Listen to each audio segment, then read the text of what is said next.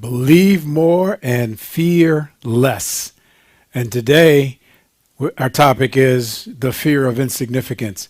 Thank you for joining us again. If you're joining us you've just tuned in since we've started, we're in part 4 of a series on fearless.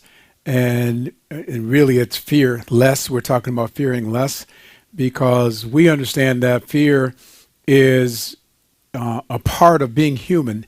And to get rid of all fear forever is to not be human. And God created us to be humans. And so, and not just to be human, we are human. And so today's topic, the fear of insignificance, this is fear that's associated with thinking that I don't matter, thinking that I don't make a difference, and that maybe I'm not enough.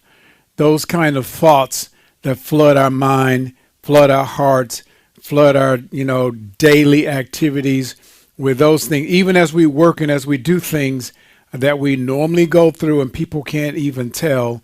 A lot of times subconsciously and underneath, these are the thoughts that are going on. And so today we're going to address some of these in a practical way where we believe that Jesus speaks to this issue in a very significant way. And because he knows how the human mind works, he knows how the human brain works when there's fear. See, we probably wouldn't even think of the response that we have to being insignificant, where we don't want to feel left out. We don't want to feel like we don't matter. We normally wouldn't think of this as fear, but this is a tactic of fear. And it plays on the same parts of the brain. And so we need to address it in a practical sense so that we can deal with it more significantly. I believe there are 6 basic human needs. And I want to share some of my screen with me. So give me a minute here. I believe there are 6 basic human needs. And we're not going to talk about all 6 of those. But when we talk about the fear of insignificance, this addresses 2 of these needs that we have as humans are part of what we're talking about today. 2 of the needs for significance significance is something that we need. We need to feel significant. There's the complementary need that we have as humans with significance, and that's connection. We need to feel significant, and we also need to feel connection with others. Significance has to do with, the need to feel unique, where you feel that I have something different to bring to the table. I have something, I am important because I'm not just like everybody else. Whereas connection is when you are trying to be somewhat like others so that you fit in. And so you can see how those 2 things play on each other. But significance has to do with feeling important and feeling special. And feeling needed, feeling like I have a purpose and who I am, my purpose makes a difference. But these are all human needs, and God created us with these needs. And so how is it that these needs ending up being a part of what fear uses to cause us to work against ourselves and what we're doing? So, because along with significance, as much as you want to feel significance, what comes along with that feeling is a feeling of independence. In other words, the more significant you are, the more unique you are, the more of value as you give yourself value, the more important that you think and believe that you are, then the more independent you feel of others. And so when you have that independence, then your body, or as a human, you want to balance that out. You look for connection with others. You want to connect with someone else, even if they are like you, but usually opposites attract.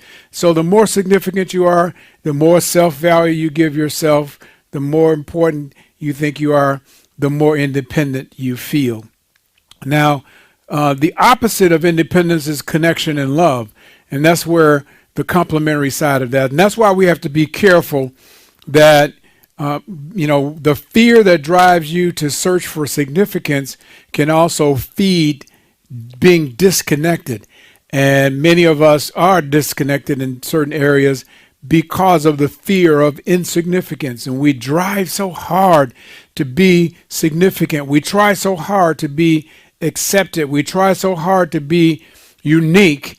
And we end up separating ourselves, disassociating ourselves, and we break away from the other need that we have, which is connection and love. So I have a question for you this morning, and that is this. I have a couple of questions, but I'll do one at a time here.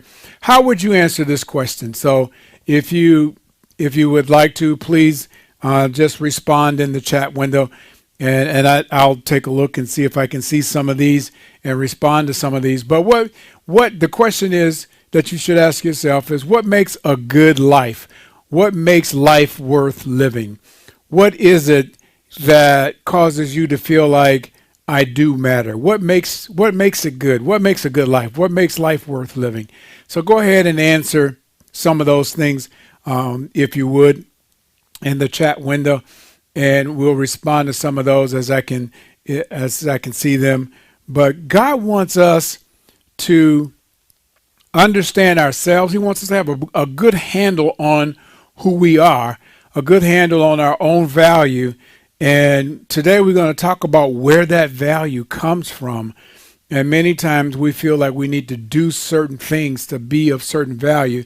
And you can add value to your life. Of course you can add value to your life based on your gifts. And as you tweak your gifts, as you hone your gifts and your talents, of course you add value because you're adding value to others. And when you add value to others, you actually increase your own self-worth. And so there's so many things, though, that happens that's going on around us today that, makes it seems like that we're insignificant, even though our minds normally wouldn't be on it. For example, there are a lot of different news reports, a lot of global events going on. And see, years ago, there were global events going on, but we just didn't know about them. But today, you can, with 2 clicks, you can know what's going on any side of the world. Natural disasters, pandemics, all of this, these are global things. This is not just something that's happening in our little town, but these are global events, and they affect everything. Even, our technological advances that we are experiencing, they impact our daily lives, and they impact us every single day. And so it makes it easy for us to think that we are unimportant because there's so many other important things going on, and we don't feel like we're adding to those things. It can make you feel like you're insignificant because there's so many other things, and you see other people who seem to be adding value to something, even if it's global, even if it's local in your own area, but it makes you feel like your life doesn't matter because you're not doing enough. But Jesus declares that we shouldn't fear these things. And so, my question is, why is it that Jesus says that we should not fear these things? And I'm going to read I see someone's response, and a couple of people are responding here. Someone said, being surrounded with positive people. What makes life good and what makes life worth living? Being around positive people when you're operating in your God-given purpose. Yes, all of these are great answers. What makes it's worth living when you're around people who are feeding you positively and people who love you for real and demonstrate that to you every day unconditionally, 100%. Awesome. People who makes me feel like I am the best thing since Kool-Aid, someone said. And those are the kind of answers. Those are the kinds of things that make us also feel significant. If you think about it, the very things that you're responding with as the answer to the question of what makes life good and what makes a good life and what makes life worth living are the same things that make you feel like a significant person. Think about that. So when you don't have those things, in your life, then naturally you would feel insignificant, even if you don't put a handle on it, even if you don't think about the fact that you're feeling insignificant. So I want to mention a couple of things here. Some things that are signs of feeling insignificant, so that you can see what I'm talking about. These are some signs of the fear of insignificance. When you're obsessive to be remembered, and I don't mean like just remember when you die, but remember while you are alive. You want people to remember your name, remember what you said, remember what you did. And when people forget about you, then you may not think about it, but then there's where the fear of insignificance come in.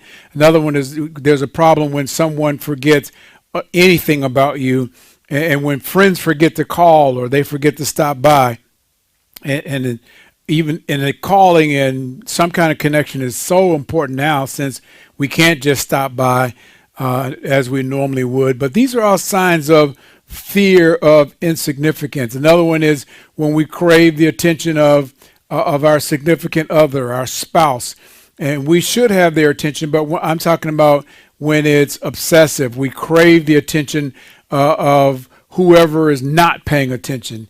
These are signs of insignificance. When you're speaking and someone else is not paying attention and you feel like you're being ignored, these are signs of feeling insignificant, where you seek affirmation of people that are in authority. You want them to affirm you.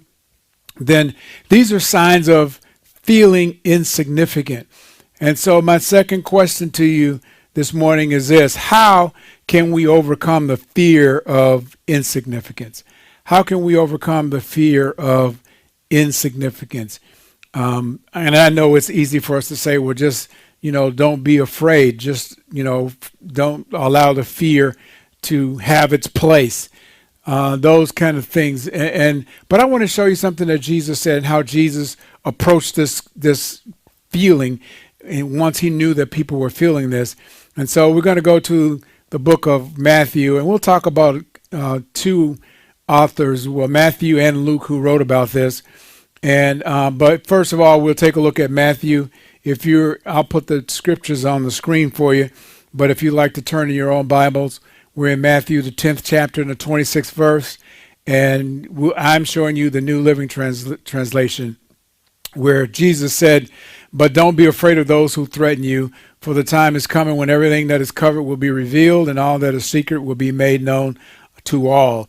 This was occasion where Jesus was talking to his disciples, and he's actually preparing them for when he's leaving, because he's saying here, don't be afraid of those who threaten you, because the Pharisees and Sadducees, all of those who were in charge in the temple and had the power and had the authority, they were threatening to all of the disciples and to anyone who really was following Jesus. But Jesus is telling them here, he said, for the time is coming when everything that is covered will be revealed. And there he's talking about even the things that I'm covering up from them, it's going to be revealed. Even the things that I say to you as my disciples in secret, they will be revealed to everyone eventually. And then he says, and all that is secret will be made known to all. All of the things that's secret, that even the Pharisees and the things that they're covering up, he's saying all of that's going to be exposed. So don't be afraid of those who threaten you, because everything is going to be exposed. And basically, when everything is exposed, the threat is over. You can't threaten people when they know what your hand is that you're trying to hide. And so he said here in the next verse, he says, what I tell you now in darkness, he's telling them, shout it abroad when daybreak comes. So the things that I tell you in secret and in darkness, then eventually you're going to be shouting this message. What I whisper in your ear, shout it from the housetops for everybody to hear. This is going to be so important, and things are going to turn around. So he's letting them know that you shouldn't have any fear of yourself feeling left out, feeling insignificant. because they did at this time. The Pharisees, they made everything about the temple. And then if you didn't have any authority in the temple religiously, you didn't matter. And so, but look at what he's telling them. He's really giving them a perspective on fear here. He says, don't be afraid of those who want to kill your body. They cannot touch your soul. Fear only God, who can destroy both soul and body in hell. Now, this just breaks through all the chase of what you're talking about is feeling insignificant and the fear of, of who would kill you in this particular case. Because remember, the purpose of fear in the first place, the purpose of fear that God gives everyone the ability to fear is to protect yourself. Fear keeps you from doing things that would harm you. If you weren't afraid, you would walk into things out in traffic, whatever. The purpose of fear, and that fear serves a great purpose in our survival. The fear is trying to keep you alive, but it's focusing on your body, keeping your body alive. And what Jesus is saying here is that fear God, who now he's saying, because God brings in the perspective of not just your body, but your spirit and your soul. You are a complete person, not just a body. So you shouldn't just be concerned about protecting your body. You should be concerned about protecting all of you. So his perspective on fear, is to use your thinking brain to recognize the spiritual side and the mental side and the emotional side so that you can protect the entire man. Excuse me. And so he goes on. Now think, this almost sounds like, the next verse almost sounds like he's talking about something completely different. See, he just finished talking about don't fear them that can, kill the body, but fear God who can destroy both soul and body. And then look at what he says next. The very next verse, he says, what is the price of 2 sparrows? 1 copper coin. 1 copper coin was just like a penny. And in that day, that was the smallest, just like today, a penny is pretty much the smallest unit of money that you have and that they had in Jerusalem at this time. He said, what is the price of 2 sparrows? 1 copper coin. So you could buy two sparrows with a penny. But not a single sparrow can fall to the ground without your Father knowing it.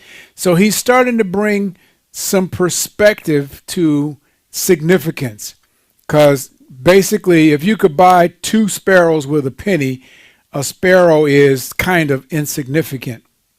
And he says, but then he goes on in the very next verse and starts comparing and showing you something. He said, and the very hairs on your head are all numbered.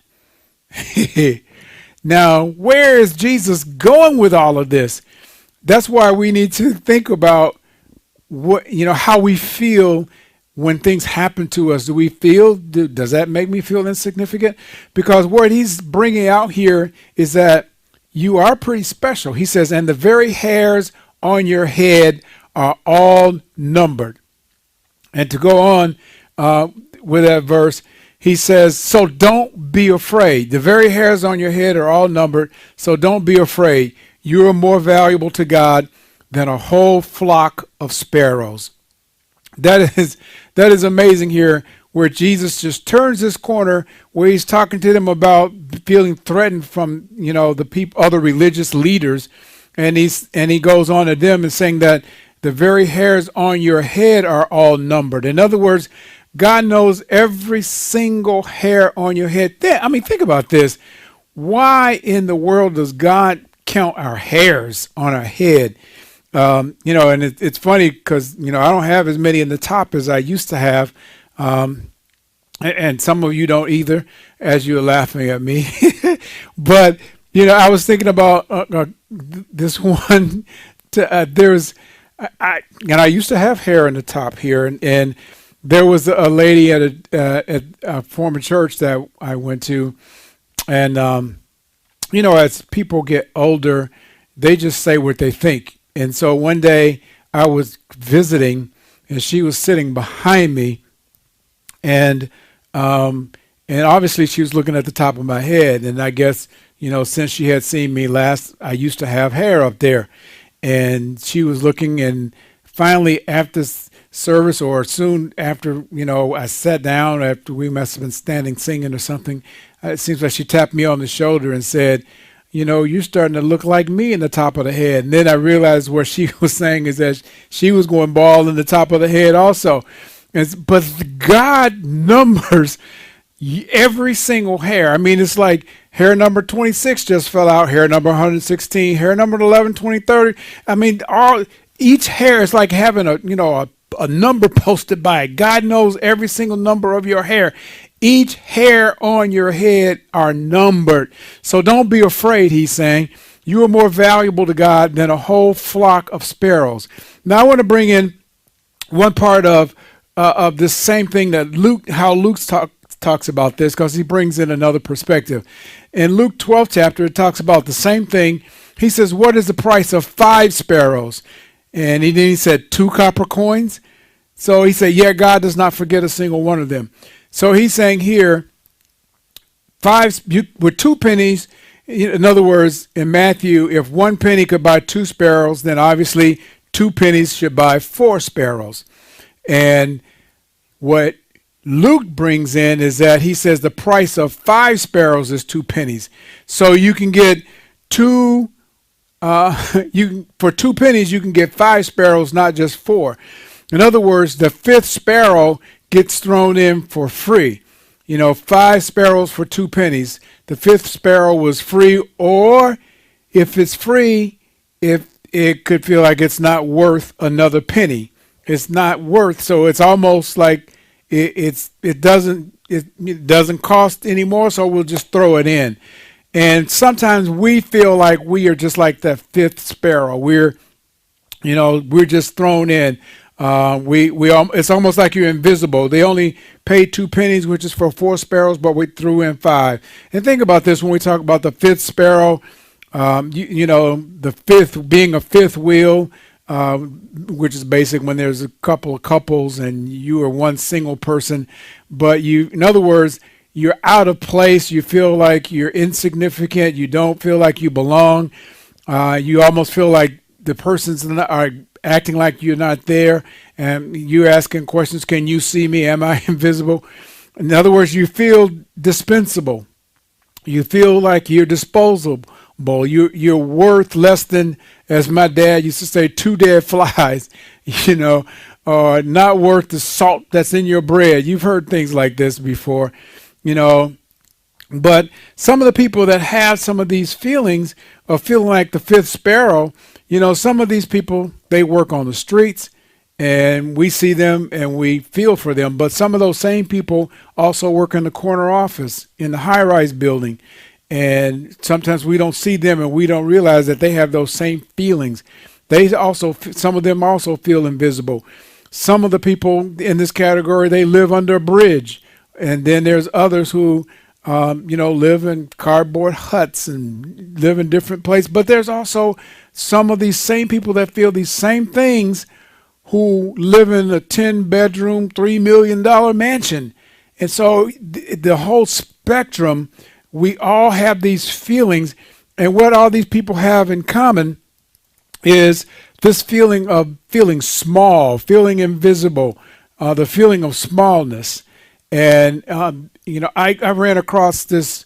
It's not a story, it's information about China.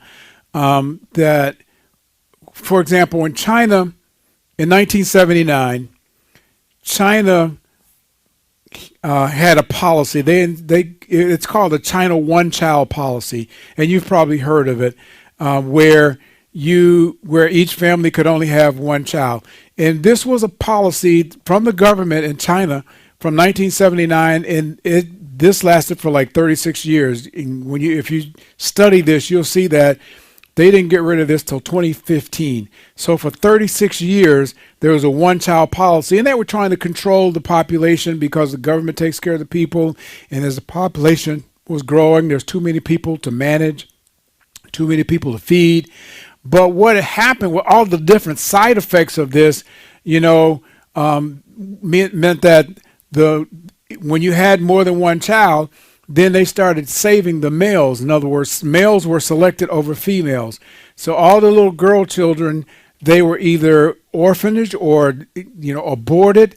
And this is very sad, but this is what started to happen. So there were people who felt not just small, insignificant, like they didn't matter. No, in other words, healthy babies outranked those who were unhealthy. Everybody didn't have the same, you weren't playing with the same, you weren't on the same field as everybody else. You could feel like you don't matter. These, and people that were really in this category who really felt it were the children and women, where because the little girls weren't as valuable as boys, and so they would send them off to an orphanage. But then over the years, think about this, this was their policy for 36 years. Then over the years, this created other issues because now as China began to grow and their economy began to grow, they realized they didn't have enough people to work in other words, there was a shortage. And at the same time, the men who were there now, there were not enough women for them to marry. And so this created another issue where trafficking became an issue, especially men who didn't have the money, the men who were kind of poor. The only way they could get a wife was on the open market. And these women were coming from like Korea, but they were being trafficked. So these human beings who God created for all of us to be of value were being devalued, dehumanized because of our own systems and the way that we think and the way that man thinks sometimes that we need to control things. And many of us have been a part of different systems that make you feel insignificant. But I want to remind you again of what Jesus said, and this message is to anyone who knows anyone that was, in an orphanage or who were set aside. Any child who feels like they're set aside, who was, thank God for adoption ages. A lot of these Chinese babies were adopted by Christian families because of this. And so there were a lot of people who reached out and did something about these kinds of situations. But again, look at what Jesus said here in Luke. And the very hairs on your head are all numbered, so don't be afraid. You're more valuable to God than a whole flock of sparrows. So why does God count your hairs? Why does God count your hairs? Why do you think it's important? It is important and was important for God to count the hairs on your head. That's the answer to that question. Kind of gives you, a peep into why God feels that you are important. And that's really the reason. And I want to share with you how David felt about this. David was, king. He was the second king of Israel, but he was also a psalmist. And I want to share some of his thoughts with you and how he felt that God cared about him and what was going on in his life. He said in Psalms 139, he says, "You made all the delicate inner parts of my body, and you knit me together in my mother's womb." David, he's reflecting and introspecting, being introspective of himself as the way God created him.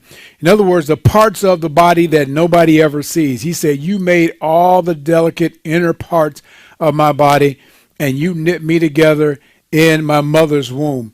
Then look at the next thing he said. He said, "Thank you for making me so wonderfully complex. Your workmanship is marvelous. How well I know it."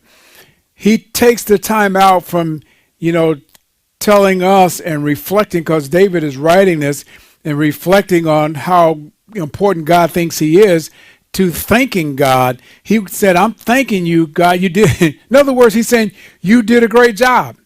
Thank you, Heavenly Father, for creating me the way you did.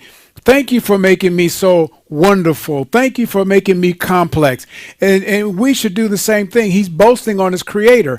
You know, it's time for us to boast on who God has created us to be, how God made you, the gifts that you have, especially your motivational gifts, the talents that you have.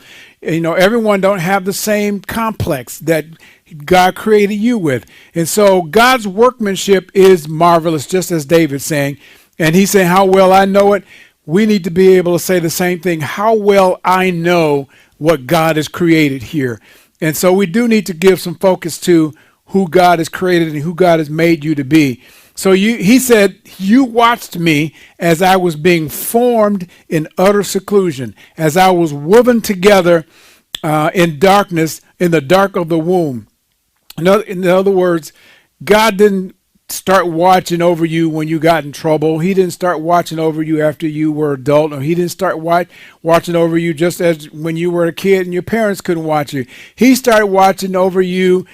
He said, when you were in utter seclusion, as you were being woven together in the darkness of your mother's womb, God has always been watching you. This is how important you are to God. He's been watching you from the time you were a seed all the way up until however old you are now. David goes on to say, you saw me before I was born. And then he says, every day of my life was recorded in your book. Every moment was laid out before a single day had passed.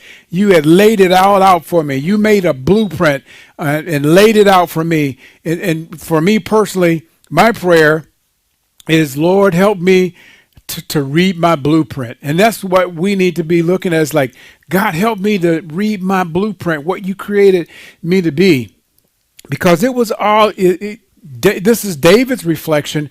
I believe you've laid out for me what you desire me to be and who you created me. As my creator, you laid out everything for me that would make me happy. You laid out everything for me that would make me feel significant.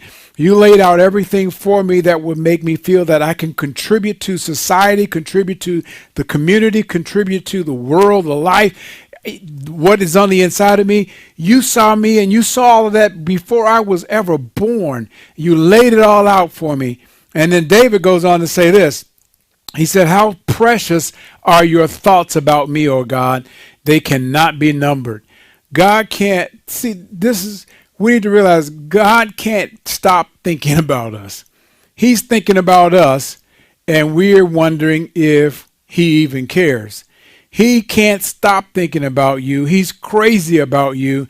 And the fear of insignificance causes us to start wondering, does he even see me? Does he even know that I'm here?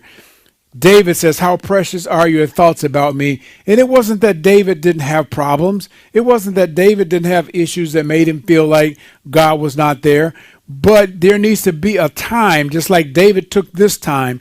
And David took this time and reflected and said, how precious are your thoughts about me? Oh God, they cannot be numbered. God can't stop thinking about me. And so there were times in David's life where he wondered where God was.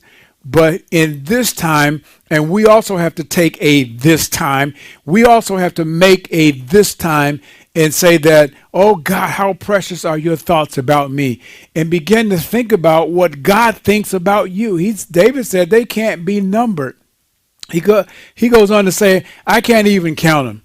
They outnumber the grains of sand. I mean, that's, if you took some time to count grains of sand, you'd realize that God's really crazy about you, and he can't stop thinking about you. So you are special.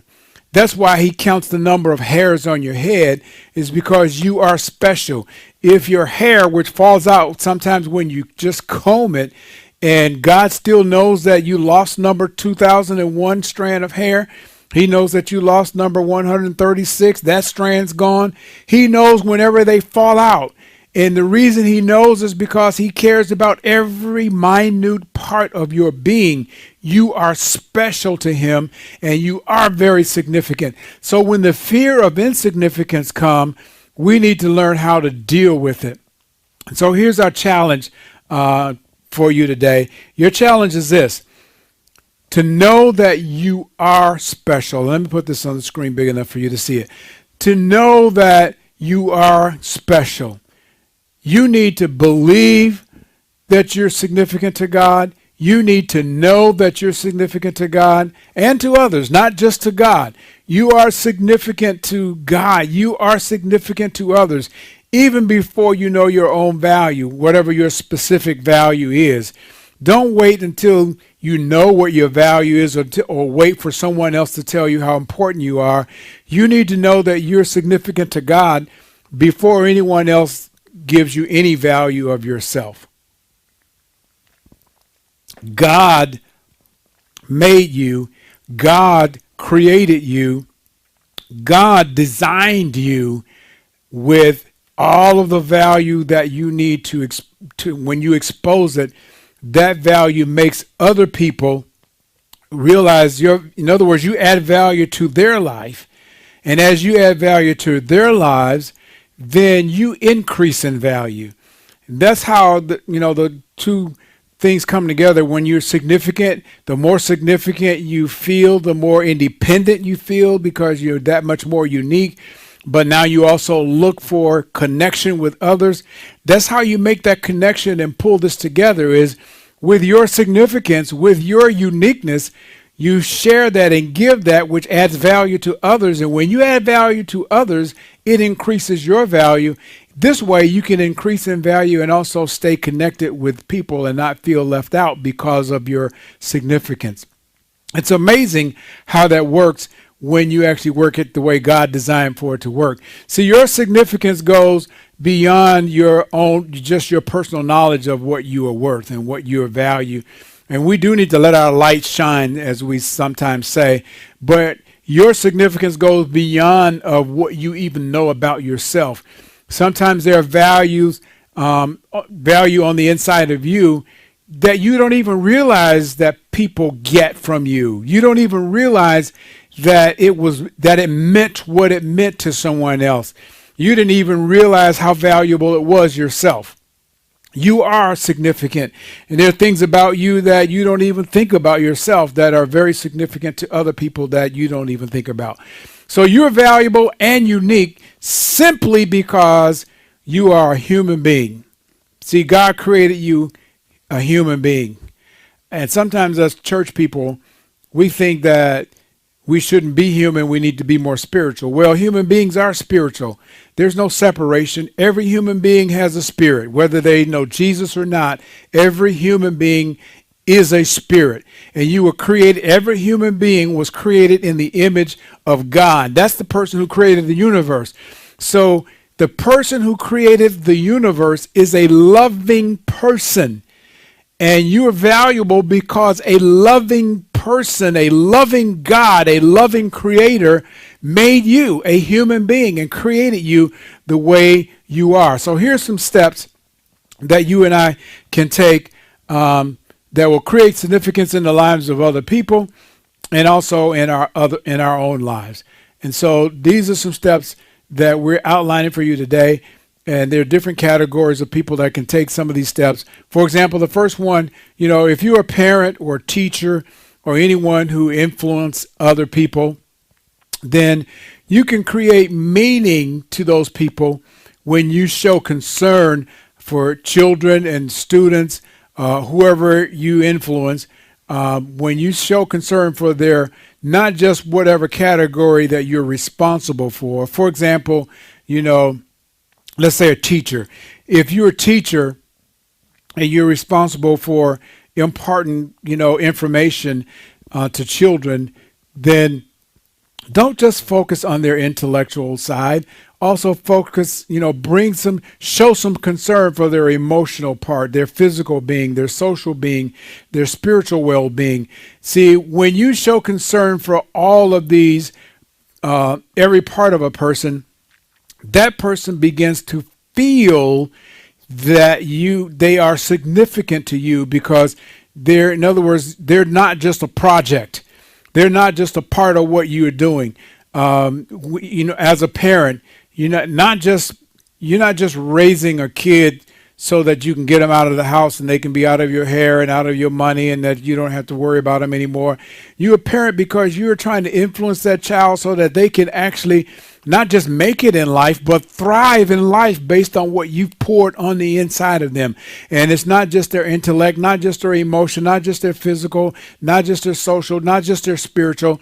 And sometimes we who grew up in church, we focus so hard on the spiritual that we leave out a lot of these other things. And our children need so much more than just our spiritual, our spiritual life. I was just talking to someone this week, and they told me, basically when they were a kid, they went to church every Sunday evening, every Wednesday. That's where they were every single Wednesday. And I've heard people in the past, my previous pastor, he said, even when they were on vacation, if they were on vacation on Sunday, they went to somebody's church.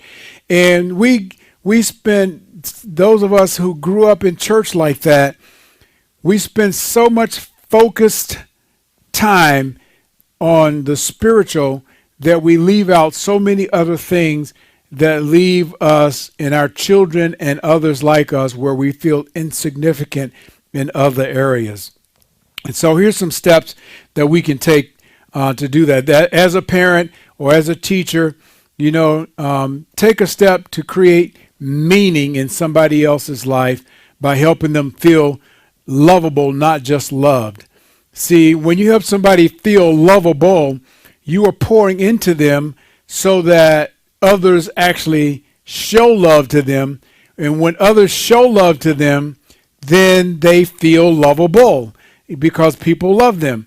But sometimes we create people like ourselves sometimes who we're not lovable because people don't even want to be around us. They don't even, we don't, how can I say this?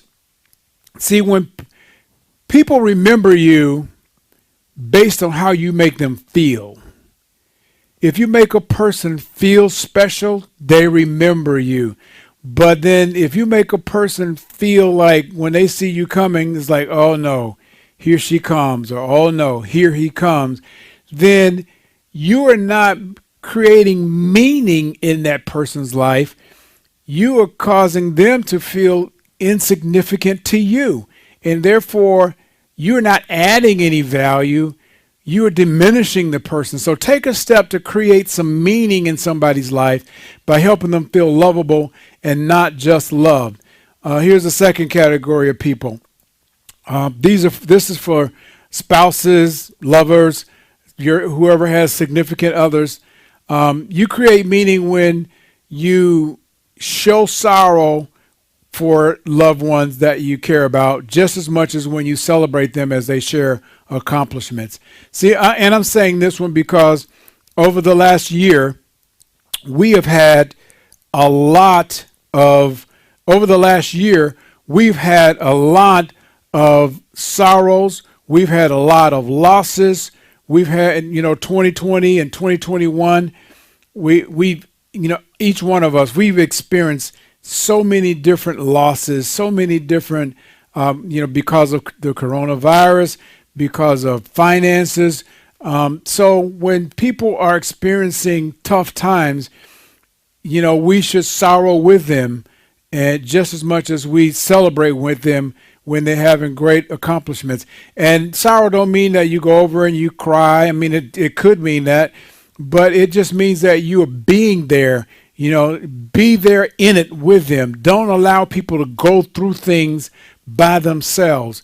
So especially if they're your significant others, your spouse, your lover, be there in it with them. Don't just shut down because you don't know what to do. Be there in it, which also makes them feel significant. It also makes them, if they were feeling insignificant, it actually diminishes that.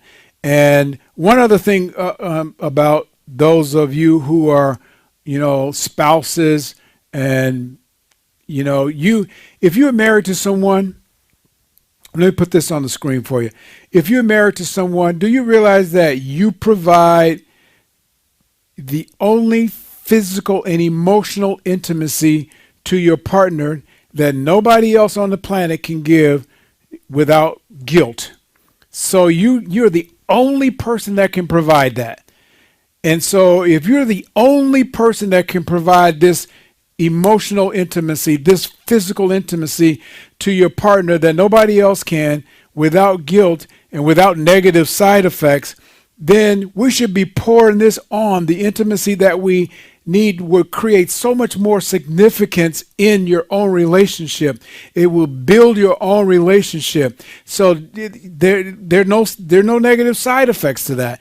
As you pour in and as you give, that part of you that nobody else can give, then set that aside, set some time aside to do those kinds of things in your marriage. Here's the next category.